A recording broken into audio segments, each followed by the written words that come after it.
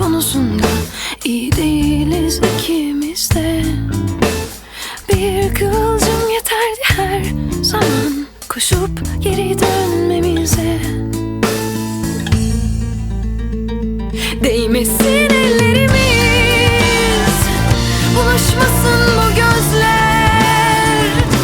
Yine erir gideriz, unutulur yeminler. Biz hiç beceremedik sevmeyi de, terk etmeyi de. Aşk kokan dudakların karşısında direnmeyi de. Biz hiç beceremedik sevmeyi de, terk etmeyi de.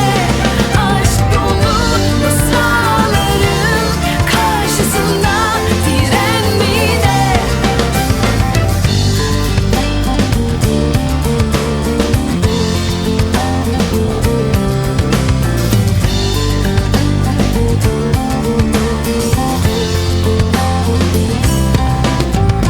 Ah ne zormuş bitsin demek, hala severken seni. Dudaklarını öpmemek bir yabancı gibi. Bilirsin ayrılık konusunda iyi değiliz ikimiz de.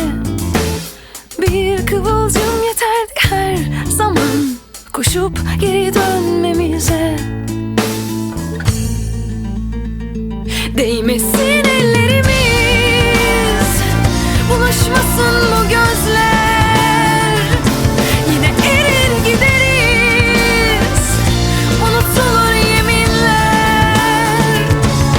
Biz hiç beceremedik sevmeyi de, terk etmeyi de. Aşk kokan dudakların karşısında direnmeyi de. Biz hiç beceremedik sevmeyi de, terk etmeyi de.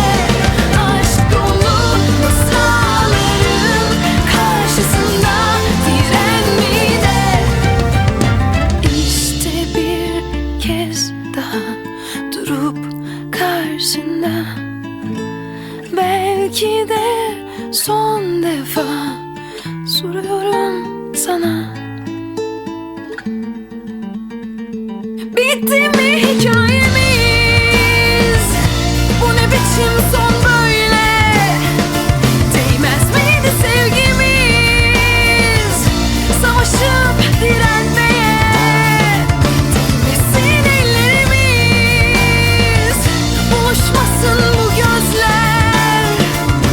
Yine erir gideriz, unutulur yeminler. Biz hiç beceremedik sevmeyi de, terk etmeyi de. Kendimize sahip çıkıp dünyayla yüzleşmeyi de. Biz hiç beceremedik sevmeyi de, terk etmeyi de. Korktuğumuz o gözlerin karşısında direnmeyi de. Bitmesin hikayemiz.